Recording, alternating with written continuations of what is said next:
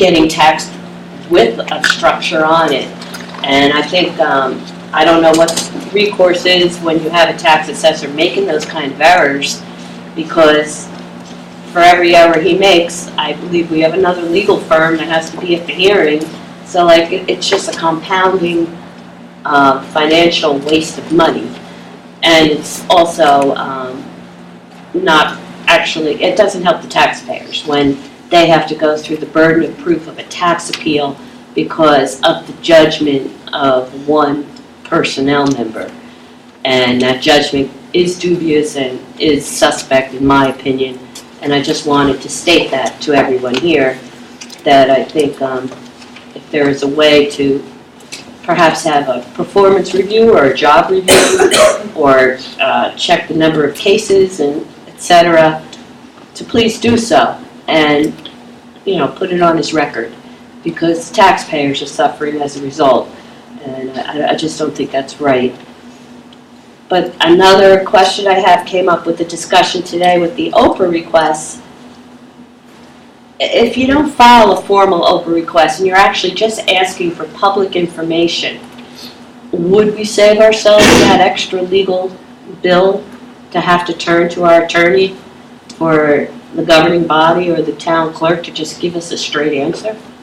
I mean, would that help us? Or, I mean, it's gotten to the point where in order to get a real answer, you have to do a formal OPRA.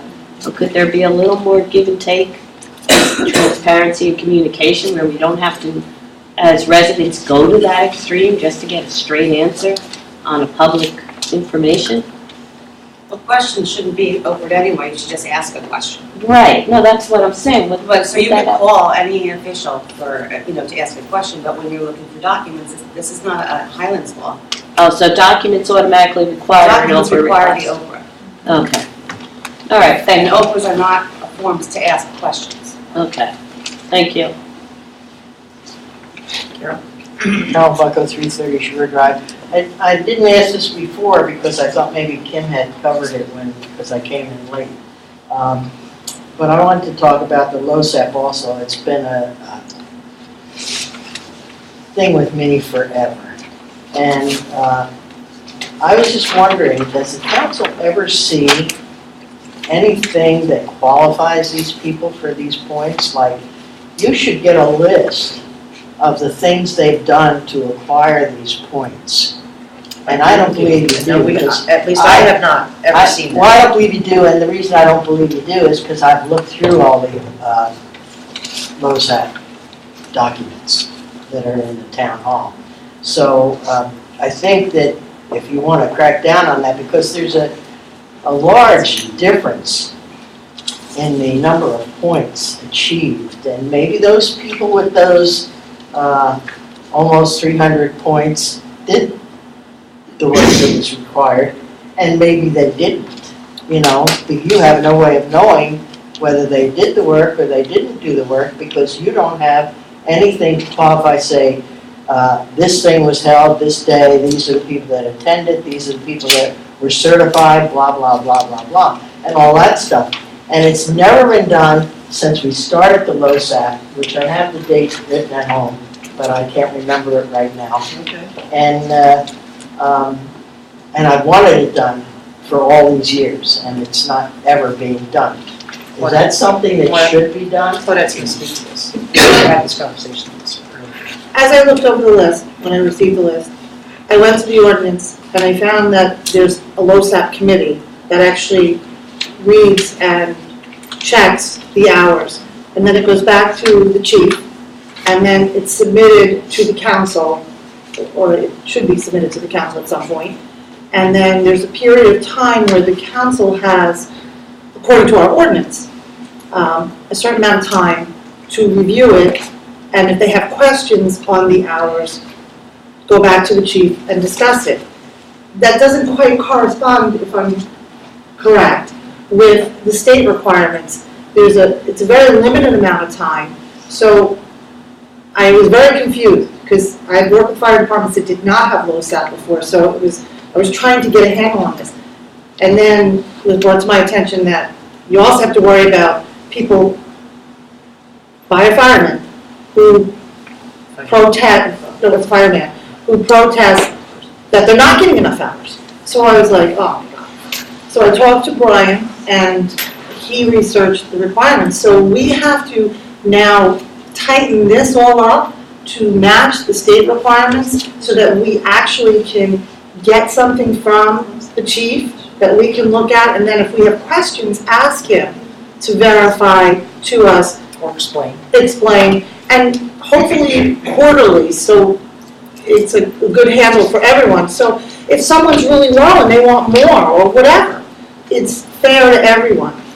Am I correct? In accordance with the administrative code, the sponsoring agency, in this case the borough, can within 30 days request backup data that it deems necessary to substantiate the information that is provided. It has to be done within that 30-day period of the list being provided. In accordance with New Jersey statutes, the emergency service organization shall provide the information concerning that certification to the sponsoring agency upon its request for review. So what Councilwoman Theriot mentioned was correct, and it may or may not require tightening up the ordinance, but take a closer look at it. I think it's important. LoSAP is a great program. It's a valuable asset to the volunteers that show up. But I think it was 2 years ago, Middletown got in trouble, a couple of firehouses. Running picnics and stuff and getting LoSAP points for it. Yeah. And the Middletown governing body couldn't protect them. I wrote to the controller of the state at that point, Right. but I didn't get a response. Middletown governing body couldn't protect them because they didn't have the information to protect them. Right. That's why I think Claudette, and I think the question you're asking, if we have the information, if the state comes and tells us, we can say we have the information and it's been vetted out and protects the firemen and their deferred retirements and funds, whatever it is, how Yeah. retirement. Length of service. It won't be taken away. It's a protection. It's a checks and balances, and it's just fundamental housekeeping. Well, I just think you should get more information than a list every year. And Yeah. that's all I've ever seen is a Well, that's list every year. Well, that's- And I think just so you know, I mean, Carol, we kind of go through this every year, and Kevin O'Donnell apologizes, he couldn't be here tonight, because he said, oh, I gotta be there to answer Carol. But he forgot, he wasn't feeling well.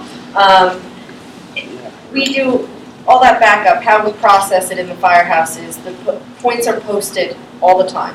So guys know, or gals know if they're behind or not. You either know you need to pick up the pace if you want to get it, or you're gonna say, oh, forget it this year, I don't have the time, I don't have the bandwidth, I'm not doing it. So the numbers are posted up there for them to read at all times, so they know where they stand. I will say, majority of the guys that have 300 points, and most of them are guys that have the 300 points, pretty much do everything but live there. I mean, they are there constantly.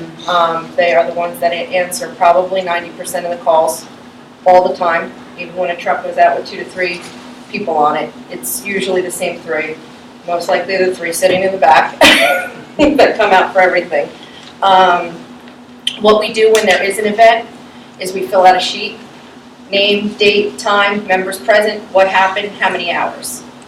Okay, all of that is then put into the secretary's box, where he then calculates the points, because some points are different, and there's a whole schematic for that, and I'm sure they'll furnish you that, but that's the whole program. Drills are a certain point, meetings are a certain point. You can go down there and do a project on your own and say, hey, I want to take hose off, do this, that. Yes, an hours count is certain points. So there's points for hours as well. So it all kind of factors into the whole thing. I mean, I think if you got the whole lot of information, you would get this much paper, but you can definitely review it quarterly or twice a year with the LoSAP committee and go over where they're at. It's not a lot of money, am I correct? I mean, it's not a lot of money at the end of the year. I mean, it's not like tens of thousands of dollars these guys are earning, I know that. No, it's, I want to say maybe $1,100 Yeah, it's like a year. $1,500 or something. Yeah, $1,100 a year. It's, And really, they put away, the borough will put aside a certain amount of money, but you can tell that, I have to say, our program's pretty hard to get. It's not, I've seen LoSAP where it was all active members get LoSAP. Oh, sign me up, but that's not what we have. We have, you have to make this, you have to make that. yeah. And it makes it, you'll tell out of a department of 50-plus members, maybe there's 28 on there. So So as a committee, do you have like some type of bylaws or something that you can Well, we share with follow everyone, so- they follow the program. Okay. And that was, I believe, that was voted on by the department and conjunction when it was on referendum, what it was gonna be and how it was gonna be. Well, because you just said that some towns, if you're active, you get the points. Oh, it all depends how Yeah. they voted, way back when, but Gotcha. we Yeah. wanted ours to be, Stringent. very Stringent. stringent, very Yeah. competitive, Reward system. because we want them to show up. If you say it's a gimme, you're not gonna get anybody to do more. Yeah, well, Facebook is a very dangerous thing, and they go to the convention in Wildwood, and they have classes there, and they can get LoSAP credits for attending those classes and doing what they have to there. But I understand, I think it was last year, maybe the year before, that on Facebook, there was just, a whole bunch of drunks all over the place from Highlands. And I think that, that sort of made me think, what the heck? So I tried to investigate that, but I was unsuccessful because I'm not on Facebook and I don't do that sort of thing. But I don't think it's a good idea for the firemen to go down there and party hardy and put it on Facebook. What the hell's the matter with them? Well, I think first off, there's, nobody gets LoSAP for going to Wildwood. Yeah, but there are classes you Yeah, I know, get. but nobody Get fills out a points for form to say, oh, by the way, let's hunker down for 10 or 15 points So in other here. words, you go there, we don't pay We for go that, there, do we? And You pay we do for that we yourself? do what we have to do, and Do you just pay for like, that yourself? yeah, money The comes fire out of my department? pocket, Okay. Just quite a checking. bit. Just like the checking. councilman's convention and everything else. I think the Okay, big issue with is, if I may, the big issue with LoSAP is the disconnect, what I think people are missing. I look at the point of the grading system and what they do over there is up to that, and that's great. They have their checks and balances. The disconnect is, if the state came in here and said to this governing body, are you comfortable with the LoSAP points that are graded, the money the taxpayers' money that you're handing out? I would have to say no, because I have not seen the appropriate documents to verify, to defend them. And that's the issue. It puts this governing body at risk of defending a good program. Then why didn't you ask for it last year? I did. You did. I did. Have you met with the committee? I did. So, but moving forward, Claudette is on it, working with Matt. It's a good thing. It's moving in the right direction. The key thing here is the firemen are doing what they're supposed to be doing on training and getting their points and so forth and so on. Could it be more stringent? I don't know. It's all interpretation. My concern is I don't want to have to be cornered by the state and say, are you comfortable with the program? I, unfortunately, right now, could not say that. Well, you have to have controls and balances. That's Well, all. like we said, Claudette is on it. Well, that's We're not. gonna start doing these quarterly reviews, and then everyone will be. And this is also the first aid too, correct? Yeah, Yes, I just want to make sure that. Absolutely. Carla? Marlon Stefano, 62 Beverly Point Road. I just want to emphasize what Barbara said. I work with Mod 4 a lot, with tax in my profession, and even well before Sandy, I've been saying this to every council person for many, many years in Highlands, that we could probably find $1 million. And after the houses are rehabbed or upgraded or whatnot, many people have done that over the years. And like, what is the checks and balance where after the construction permits are filed? I personally know people, not to mention how many I've looked up, that are still paying the old assessment, especially down like, Gravelly and Bungalow Colony and just whatever, paying attention to it over the years. There are a lot of people that made improvements and they're not assessed on those improvements. And I really think somehow, like, I don't know if there's a checks and balance from the building department to the assessor, or is there an inspection done once the work is complete? I don't know, but that's really something that we're worried about, $300 items. This is something where you can find big money. And, even if you had to, I absolutely agree, but there's also another thing in that just because you lift your house, it doesn't mean that you've made improvements. No, I don't mean the lifting, I said prior to Sandy. Right. This has been going on for many, many years. Carla, if I can answer that, there is a checks and balance, and the building department does, and other departments do submit material and information to our tax assessor. Either the email is not open or nothing is done about it, unless if somebody talks about somebody and then they decide to do it.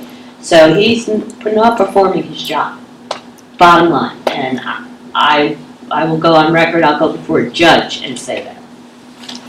So, From my hearing from the public, then I would ask the public, you have our email addresses as council members. If you have a tax situation or are aware of a situation, please document it, send it to us, and we'll take action. Appropriate action, in what? when you say send it to us, you mean, Us, the governing body. Any one of us?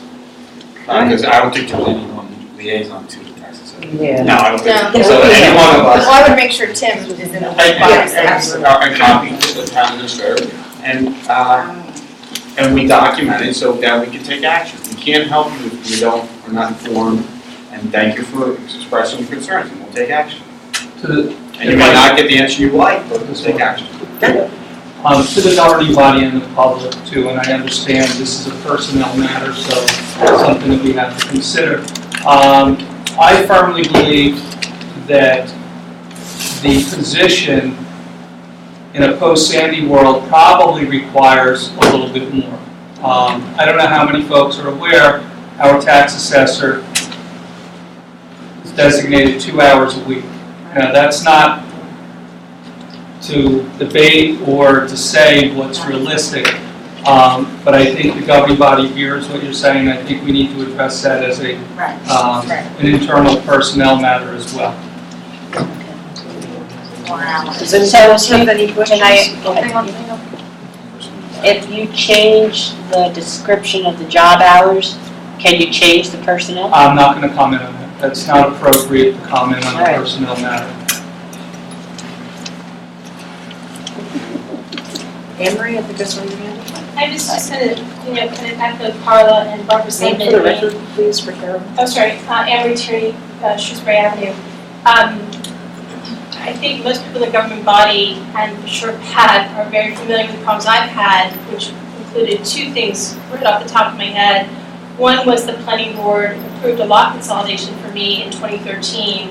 That was never filed by our tax assessor with the county for 2 full years. And so when I was going through the construction loan process on my new home, the title agent actually realized that it had never been filed, that no value had been assigned to my new lot, and that I was still paying taxes on 2 lots.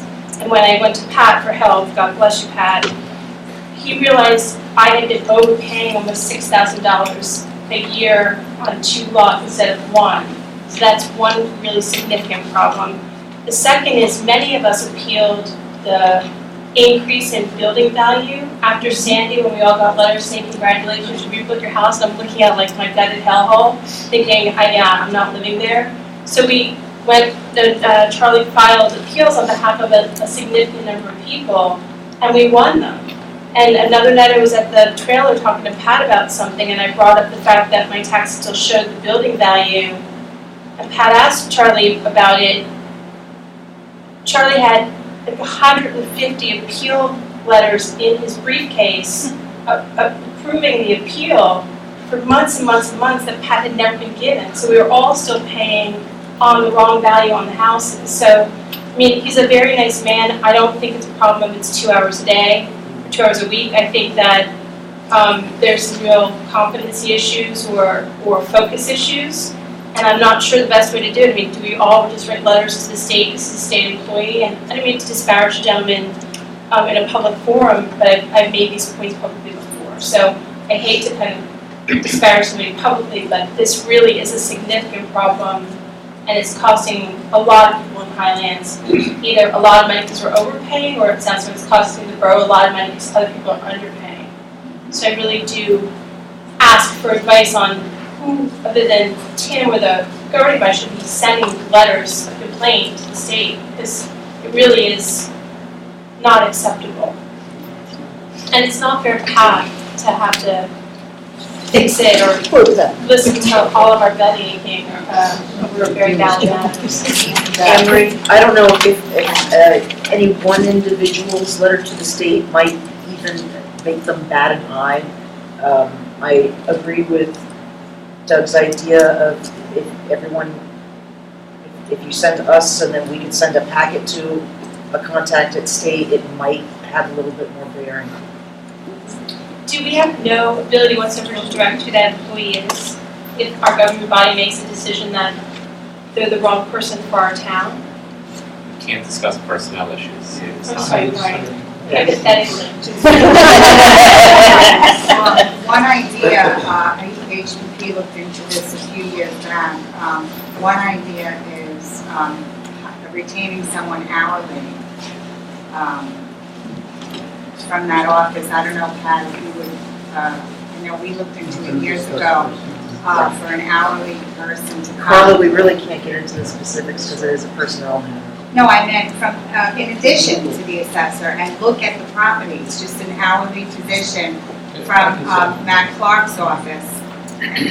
Part of the reassessment program that we're in, that we do have a group of people outside of the assessor that comes out and values the properties. So just want to put that out there, that, you know, that we do have other people looking at valuations, not the assessor. Like how often? So we have 20% done a year. And I'll take answer to that because they're all over the place on their value On the of what they're same looking at.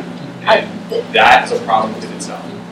I was part of the revalue, the gentleman that came to my house, and all he was there to do was count bedrooms, bathrooms, and look at the kitchen. He wasn't valuing anything, because I pointed out all my 1980s Formica that matches in all of my bathrooms and kitchen, and he's like, nope, I need to count your I need to see each bathroom and your kitchen, and that's it. So they're not revaluing it, It's a reassessment program. the reassessment program, but they're not looking to see anything I've upgraded or added. They're just there to count bedrooms and bathrooms. So I If don't, you had added a bathroom or added a bedroom, that would change the value of your home. right, but But they're. if you didn't make any of those substantial changes, When I went for my tax appeal, they were trying to base my assessment on other people's, and why they pick other condo associations when I've got 14 others to compare to. But they were trying to compare mine to upgraded ones.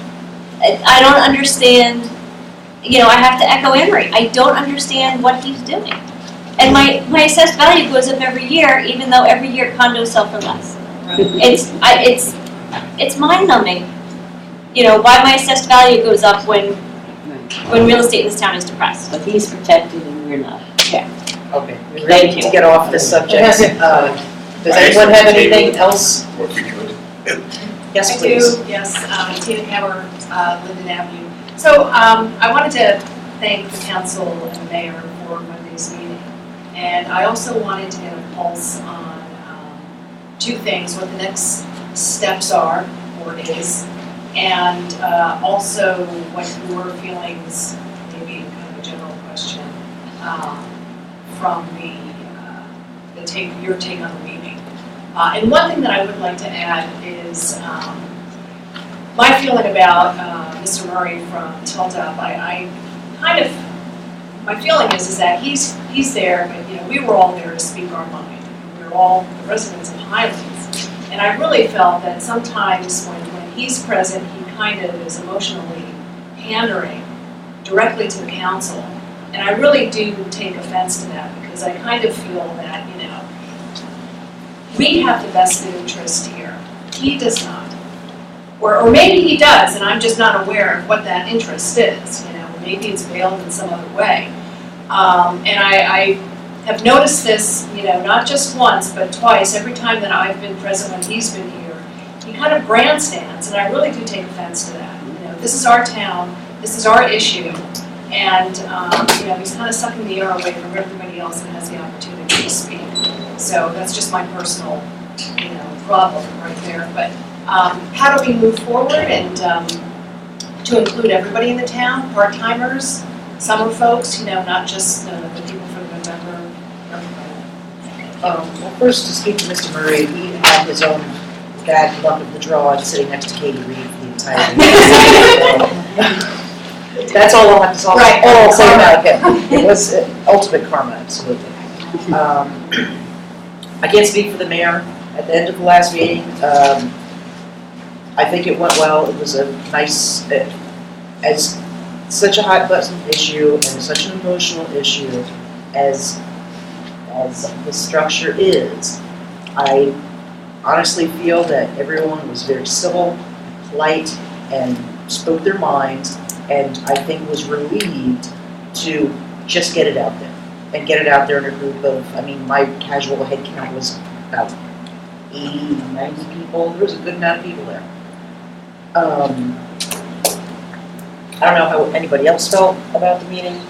I mean, some people said contentious things, other people were just speaking from the heart. There was a mishmash, but I think for the most part, everyone was civil I would agree. I and think, didn't let their emotions run over them. and it's a compliment to the community that it was civil, there was both groups there, and it's the whole objective. It was a healthy, I guess, town hall meeting, and a lot of good information. That was the purpose for this governing body, is to gather information and provide to the community. I mean, the mayor's not here, unfortunately. He said that he might want to do another meeting. Another going town hall forward. meeting? Yeah. He said maybe, maybe not. I mean, this was, like as I said, directly after the meeting was over. And he's not here, and I'm certainly not going to speak for him. It's interesting, APP wrote an article that was just out today that called it kind of contentious. So you know, they're showing that there is a very strong motion about people's reaction towards the concrete thing. But so we don't really have any kind of finite, I mean, just some basic outlines of where we're moving is that we're gonna have some more town halls and then a referendum or some kind of. Like I said, the mayor's not here. We would have spoken about it in exec, but he wasn't, so I can't speak for him. Okay, And I really do think we need to get all of the facts. We do not have all of the facts. We do not have the concrete, how much the fine is going to be. We do not have how much it's going to cost. We have an idea of how much it's going to cost to come down, but we don't have concrete facts. We don't have concrete facts on what the permits are going to cost. We need to have that. Will we have those those costs for the that next are, meeting, those costs or- that are associated with permits. We're trying to get them. DEP is saying that they're not gonna go after us for fine, but that's fine, but, I mean, we won't for the capital Today, portion. but wait But till tomorrow. Tomorrow it might be different, and then who knows if Green Acres chimes in, and there's a whole bunch of different things, as long as these agencies see that we're continually working with the community to find a resolution, they're holding off for now. I want But it won't be forever. I want to clarify something. First, there is no permits needed to remove it. It was stated by the DEP because there was no permits installed, to get installed, or lack of permits, I should say. They didn't vacate all the permits. I was told by the DEP, direct phone conversation with the gentleman, we are not required to get permits. I would require this town, we have a building department, Paul Vitale, to issue, if we chose to remove it, a demolition permit and a work easement, construction easement with the association next door, which I've requested for its installation. Claudette is correct. There's a lot of facts, a lot of missing gaps here. I'm confident in the decision I have to make, because I have to look at the financial responsibility for this community. We have a lot of high-risk costs associated with this, keeping it as well as removing it. I have to weigh that, and the decision I have to make is not going to be lightly. But there's some facts in there that laws were broken. right? Absolutely. Multiple laws were broken. There was negligence. I was on council at the time. The resolution that was written versus what was discussed was not corrected by our attorney at the time. He had a legal responsibility to rewrite that resolution in reflection of the conversation that was taking place. And it's not my job to rewrite it. It was the attorney's job. But it failed. That's my bone of contention right there. What was communicated by fellow council members, in that if you read the transcript, I have a lot of loopholes. So I don't know, going to a referendum to put on the ballot is the right form, because then we have it too many part-time residents and such a critical thing. So we're exploring, someone brought up the petition, which might be something we could do sooner, which would allow everybody to weigh in. Because again, at the end of the day, it's my responsibility, and I think it's governing body's responsibility to do what the community wants as a whole. But we also have to make decisions sometimes to protect the community. I would I don't think. agree with you, no, it does, but I need to get this out because I think that, at that meeting, there were some that said, just get over it, what's the big deal? And it is a big deal, that's why we need to turn the corner and make everything a big deal and be passionate about things. I mean, every single person, I don't live in Snug Harbor, I live up on the hill. I really shouldn't even care about it, but I do. Because if I were in their shoes and I paid for a nice house, and then all of a sudden my view is that, I would be beside myself. But the other issue too is long-term, as you were mentioning, and you have to be able to balance out the facts. Is that gonna become a haven for, untoward activity?